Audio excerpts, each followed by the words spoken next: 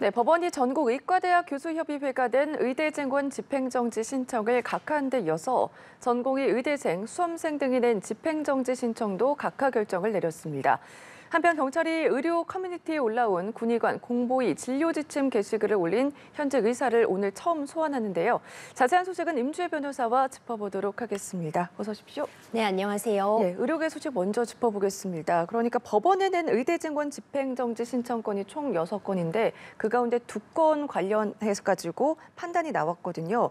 우선 어제 교수협의회가 낸 집행정지 신청서가 각하가 됐고 오늘 또 의대생, 전공의, 수험생 등이 낸 신청도 각각 결정이 나왔습니다. 좀 정리를 해주실까요? 그렇습니다. 이 총 6건이 제기가 되어 있었던 상태인데요. 일단 네. 이 집행정지 어떤 내용의 소송이었는지부터 좀 살펴보자면요. 지금 모두 아시는 것처럼 의대 이 정원에 대한 증원 결정이 이제 정부를 통해서 있었습니다.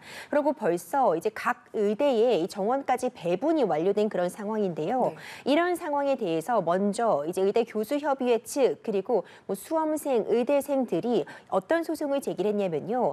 이대로 강행이 된다면 나중에 이 부분을 다투게 돼서 어떤 처분의 취소가 이루어지더라도 어떤 회복할 수 없는 그런 손해가 발생할 수 있기 때문에 당장 이 처분, 그러니까 의대 증원 결정에 대한 어떤 진행을 막아달라 이런 소송을 낸 것입니다. 네. 이게 일단 기본적으로 집행정지 소송이라고 볼 수 있는데 이 소송에 대해서 하나씩 지금 결과가 나오고 있는 상태입니다. 일단 결론적으로 어제 의대 교수협의회 측에서 냈던 소송에 대해서는 각하 결정이 이뤄졌습니다. 그런데 이번에 오늘 이제 의대생과 수험생들이 낸 같은 소송에 대해서도 각하 결정이 있었는데요. 일단 그 내용 좀 살펴보자면요. 기본적으로 지금 문제 삼고 있는 것이 보건복지부 장관이 어떤 교육부 장관이 아니라 보건복지부 장관 측에서 이렇게 어떤 의대 증원 부분에 대한 결정을 낸 것이 문제가 있다 이런 점을 지적을 하면서 소송을 제기했는데 재판부에서는 각하 결정을 했습니다. 각하 결정이라는 것은요. 이 어떤 소송을 제기하려면 이 소송을 제기할 그런 당사자 적격, 네. 원고 적격 이걸 제기할 수 있는 사람이 제기해야지 그 이후에 그래서 이 사람들이 주장하는 바가 적법한지 아니면 부당한지 이 부분을 판단을 하겠다는 것인데 각하라는 것은 소송을 제기할 권한이 없는 사람들이 소송을 제기했다라는 의미거든요. 네. 그렇기 때문에 당사자 적격, 그러니까 이걸 제기할 수 없는 사람이 제기했기 때문에 더 판단을 받아볼 필요도 없이 이 소송은 제기될 수 없는 것이다, 유지될 수 없다 이런 판단을 받은 것인데 일단 이번 소송의 경우에 이제 정부 그리고 지금 재판부에서 판단한 바에 따르면은 이 증원 처분으로 인해서 이렇게 집행정지 소송을 낼 수 있는 사람은 직접적인 이익을 보거나 직접적으로 어떤 이해관계가 있는 사람이어야 되는데 네. 그 사람이 누구냐 하면은 이번에 증원된 각 대학의 의대 그 각 대학의 장이 이 소송을 제기할 수 있는 것이지 어떤 교수라던가 수험생 뭐 이런 뭐 의대생들은 당사자 적격이 없다고 판단을 했거든요. 이번 판단이 좀 중요한 의미를 갖는 것이 어제 이 판단에서 그러니까 의대 교수협의회 측의 재판에서도 이 입장이 반복이 되었고 그러니까 네. 이 당사자 적격은 이 의대의 장에 있다라는 부분이 확인이 되었고 오늘도 유사하게 이 수험생과 의대생들이 내기한 제기한 소송에 대해서도 각하 결정이 있는 만큼 지금 나머지 이제 4건이 남아 있는데 한 건은 취하가 되어서 3건이 남아 있었는데요. 이 부분의 경우에도 사실상 이제 이렇게 각하 결정이 내려질 확률이 매우 높다고 볼 수 있을 것 같습니다. 네. 어쨌든 지금 의대생, 수험생 측에서는 법원의 판단에 반박을 하면서 이제 항고를 하겠다라는 뜻을 내비쳤습니다. 그 주장에 대해서 보면은 수험생 같은 경우는 말씀해주신 원고 적격을 부정했다는 점, 대법원 판례의 정면으로 위반된다 이렇게 주장을 하고 있거든요. 그렇다면 지금 말씀해주신 걸 정리를 해보면은 이렇게 주장한 게 지금 이 재판부의 판단이 달라질 가능성에 대해서는 낮다고 볼 수 있을까요? 그렇습니다. 일단 기본적으로요. 이번 각하 결정에 대해서 즉시 항고하겠다고 밝혔습니다. 그렇기 네. 때문에 다시 한번 이 원고 적격 부분에 대해 살펴볼 것 같은데요. 일단 지금 재판부에서 명확하게 밝히고 있는 바에 따르면은 지금 이 소송, 이 집행 정지 결정을 누가 할 수 있는가? 그것은 의대를 보유하고 있는 있는 각 대학의 장이다. 그런데 좀 생각해 보자면 지금 의대 증원 결정이 내려졌고 지금 이미 학과에 배분이 되었는데 이 대학의 장이 나서서 이거는 부당하다. 의대 증원을 한 것이 부당하다고 하면서 소송을 제기할 수 있는 그런 상황이 현실적으로 보면 거의 불가능하다고 봐야겠죠. 그렇다면 아예 사법적으로 다툴 기회가 박탈된 것이라고 봐야 되는 것이냐. 이렇게 또 주장을 하고 있고요. 뿐만 아니라 어떤 이런 교육과 관련된 문제, 대학의 어떤 증원, 그리고 대학의 인원과 관련된 문제는 어떤 안정성 내지는 예측 가능성이 매우 높은 그런 분야이기 때문에 교육법 시행령에 따르면요. 어떻게 나와 있냐면 한 1년 10개월 전에는 이런 처분에 대해서 어떤 계획을 가지지 사전에 공고해야 된다. 이런 규정이 나와 있는데 이번 처분, 그러니까 의대를 증원한 이번 결정은 이렇게 1년 10개월이라는 사전에 통지되는 그 기간을 위반했다고 지금 대리인 측은 주장을 하고 있는데 이에 대해서 정부 측에서는 이것은 예외 사유가 존재한다. 대학의 구조조정 등의 이유로 해서 이 기간을 채우지 않는 예외 사유가 존재하고 이전에도 이런 사유가 있었기 때문에 이 부분은 문제가 되지 않는다고 지금 주장을 하고 있어서 이 부분도 지금 추후에 더 판단을 받아볼 필요가 있겠지만 기본적으로 항고가 진행이 되겠지만 명확하게 지금 그 각 대학의 장이 이 원고를 전격을 갖고 있는다고 판단을 받은 만큼 또 다른 판단을 받기가 쉽지는 않아 보이는 상황입니다. 알겠습니다. 집행정지 3건도 남아있기 때문에 어떤 결정이 나올지는 좀 지켜봐야 할 것 같고요. 한편 이런 가운데 충북 충주에서는 이 70대가 숨지는 사건이 발생했습니다. 그러니까 긴급 수술할 병원을 찾았지만 병원 2곳에서 거부를 당했다면서요. 그렇습니다. 좀 시간이 좀 지난 다음에 이번 사건이 안타깝게도 알려지게 되었는데요. 네. 그러니까 전신주에 깔린 70대가 병원 이송을 좀 거부당하다가 사망하는 그런 안타까운 사고가 발생을 했습니다. 병원 3곳으로부터 이송을 거부당했다 이렇게 좀 알려져 있는데요. 이 이유는 뭐 의사가 지금 당장 수술할 의사가 없다. 이 수술 이후에 어떤 처치를 할 그런 뭐 병상이라던가 이런 시스템이 부족하다 이런 이유로 거부를 당했다고 합니다.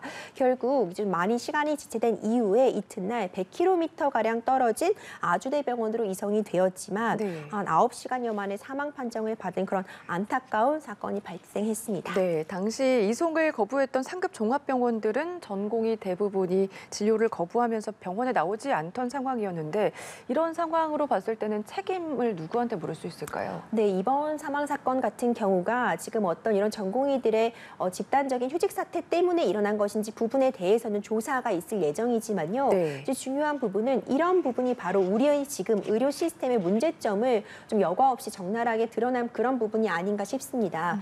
그러니까 이런 응급한 상황에 항상 24시간 어떤 이런 응급 의료 시스템이 가동이 되어야 되는데 병원 입장에서는 사실상 이런 수술, 응급 수술, 이런 위급한 환자를 받는 것이 수익적인 측면에서는 전혀 도움이 되지 않았고 그러다 보니 수익적인 측면에서 도움이 되지 않다 보니 이런 부분에 대한 수술을 기피하는 현상도 발생을 했고 24시간 대기하고 있어야 되는 이런 의료진들의 피로감이 쌓이면서 이런 필수 의료 분야에 대한 지원의 하락으로 이어지면서 이런 문제가 발생을 했잖아요.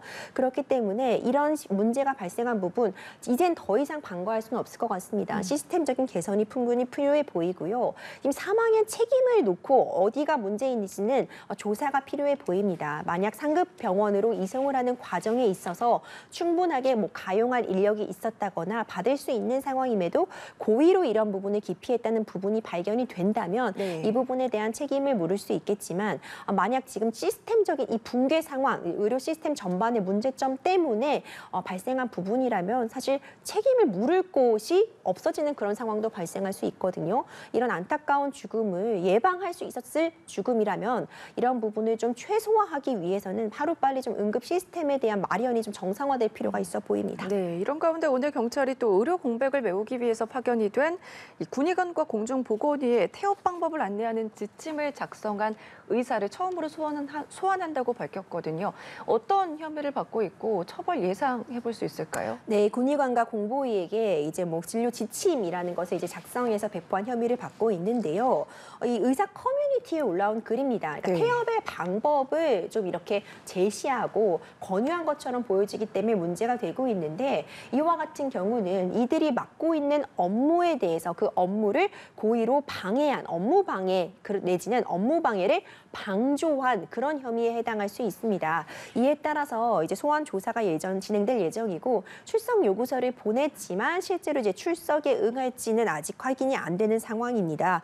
태업 지침 작성자의 첫 소환이라는 점에서 좀 이목을 끌고 있는데 이 부분에 대해서 만약 실제로 이렇게 업무 태만 내지는 이 업무 태만을 교사한 부분에 의해서 실질적으로 업무가 방해된 그런 사정이 입증이 된다면은 처벌도 가능한 상황입니다. 네, 알겠습니다. 다음 사건으로 좀 넘어가 보겠습니다. 조금 전에 오후 2시부터였죠. 김길수에 대한 법원의 1심 선고 공판 관련된 소식인데 아직 결과가 나오진 않았습니다. 이게 김길수 특수 강도 혐의로 구속됐다가 도주국을 벌였고 3일 만에 붙잡혔잖아요. 관련 내용 좀 짚어주시죠. 그렇습니다. 지난해 9월 발생했던 사건이었습니다. 이제 자금 세탁을 하려고 한다고 하면서 이제 피해자를 유인해서요. 최루 스프레이를 뿌려서 그 앞에서 7억 4천만 원을 들고 도주했던 정말 엄청난 사건이었죠. 네. 많은 분들이 기억을 하실 것 같은데 사건은 여기서 끝나지 않았습니다. 여기까지 특수 강도 혐의를 받게 될 텐데 이러고 잡혀 있다가 이제 고의로 이제 병원으로 실려가게 된 다음에 탈주국을 벌였습니다. 네. 그리고 심지어 63시간, 그러니까 꽤 긴 시간 동안 탈주국, 도주를 벌이다가 이제 마침내 붙잡혀서 이렇게 특수강도 혐의와 함께 도주 혐의까지 함께 받고 있는데요. 이제 검찰에서는 굉장히 죄질이 좋지 못하고 죄질이 좋지 못한 와중에 도주국까지 벌임으로써 국민들의 불안감을 매우 야기했기 때문에 도주에 대한 부분도 죄질이 좋지 못하고 처벌의 필요성이 매우 높다고 보아서요. 네. 지금 징역 8년을 구형한 상태입니다. 네, 저희가 얘기를 하고 있는데 조금 전에 속보가 들어왔더라고요. 앞서서 이제 검찰 쪽에서는 김길수에 대해서 징역 8년을 구형했는데 조금 전에 들어온 속보에 따르면 1심 4년 6개월을 재판부가 선고를 했습니다. 좀 어떻게 바라보십니까? 그렇습니다. 이제 검찰 측의 주장보다는 상당히 상당 부분 감경된 네. 부분으로 확인을 할 수 있을 것 같은데요.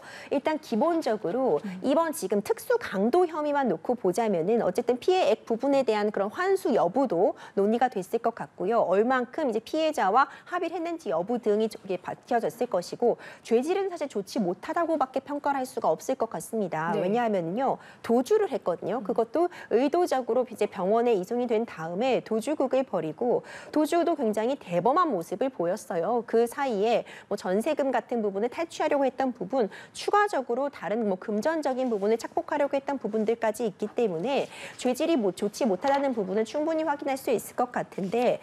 이제 김길수가 어쨌든 다시는 나쁜 짓을 하지 않겠다고 반성의 의사를 밝힌 부분, 그리고 이제 특수 강도 혐의에 대해서 어느 정도 피해자와의 어떤 합의가 이루어졌는지 부분 등이 이제 양형에서 참작이 됐을 것 같고요. 사실 국민들의 법 감정에는 좀 미치지 못했던 판결이 아닌가 이런 부분까지는 확인할 수 있을 것 같습니다. 네, 알겠습니다. 김길수 1심 선고 내용까지 좀 짚어봤고요.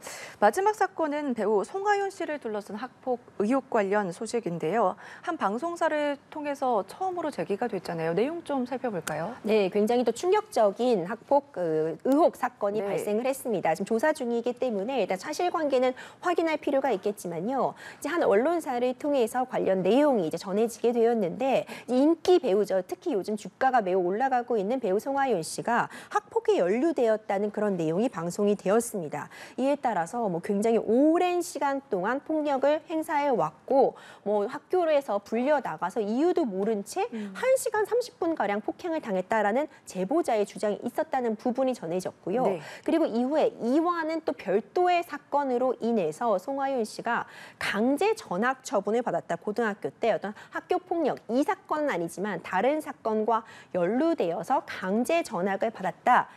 당했다 이런 부분이 전해지면서 큰 논란을 샀고요. 현재 송하윤 씨 소속사 측에서는 일단 이 제보 부분에 대해서 이 언론사를 통해 공개된 제보 부분에 대해서는 제보자와 일면식도 없는 사이다. 이 부분에 대해서는 전혀 사실과 다르다. 그렇기 때문에 법적인 조치를 취하려고 한다고 밝히는 한편 이 강제 전학 부분에 대해서는 좀 인정을 한 상황이거든요. 네. 그렇기 때문에 어떤 사실관계에 대한 공방이 예정이 되어 있을 것 같고요. 추가적으로도 뭐 학폭 피해를 당했다는 그런 제보 글들도 올라오고 있어서 점점 더 이 관련한 논란은 증폭될 것으로 보입니다. 네, 말씀해 주신 것처럼 지금 현재로서는 진실 공방 양상을 벌이고 있기 때문에 조사를 조금 더 해봐야 될 것 같은데 송하윤 씨 측이 얘기를 한 게 말씀해 주셨잖아요. 학폭과 관련해서는 강제 전학을 간 거는 맞다. 하지만 직접 폭력을 안 했다. 이런 입장을 하고 있거든요. 이거는 앞선 제보와는 다른 별개의 것인데 근데 이 강제 전학을 조금 더 짚어보면은 퇴학에 이어서 이게 두 번째로 강한 중징계 아니겠습니까? 그렇습니다. 이 학교폭력 관련해서요. 징계가 학교에서 내릴 수 있는 징계 처분을 보자면 1호부터 9호까지가 마련이 되어 있습니다. 네. 5호까지는 좀 비교적 가벼운 처벌이라고 볼 수 있는데 특히 이제 퇴학이 가장 높은 처벌이고요. 그 바로 아랫 단계 8호에 해당하는 처분이 강제 전학입니다. 사실상 법조인의 입장에서 좀 분석해 볼 건데 학교폭력 사안으로 인해서 상당히 중한 정도의 피해 그리고 지속적인 피해 그리고 가담의 정도가 매우 높은 경우에 그때 사실 강제 전학 처분이 이루어지거든요. 네. 그렇고 지금 시간이 벌써 예전에 일어난 일이잖아요. 요즘에는 좀 더 이런 학교폭력에 대해서 엄정하게 대응하려는 그런 추세가 확인이 되지만 이전에는 사실 좀 더 약하게 처벌돼 왔던 것도 사실이기 때문에 그런 부분까지 감안을 한다면 사실 8호 처분, 강제 전학 처분을 당했다는 것은 굉장히 좀 중한 범죄, 그러니까 중한 행위로서 학교폭력이 있었다고 볼 수 있을 것 같다는 점은 충분히 설명이 가능할 것 같고요. 그러니까 중징계에 해당하는 부분은 분명합니다. 그렇기 때문에 이 부분에 대해서는 어떤 사실관계였는지 부분에 대해서 이미 의혹이 제기된 만큼 송하윤 씨 측에서도 좀 정확하게 사실관계를 밝히는 그런 노력이 필요해 보이고요. 이 외에도 지금 제보자의 제보, 그러니까 사실 여부에 대해서는 양측이 지금 공방이 있을 수 있겠지만 이 부분에 대해서도 정확하게 좀 밝히고 갈 필요성이 충분히 있어 보이는 사안입니다. 예, 알겠습니다. 오늘 말씀 여기까지 들어보겠습니다. 지금까지 임주혜 변호사와 함께했습니다. 고맙습니다. 감사합니다.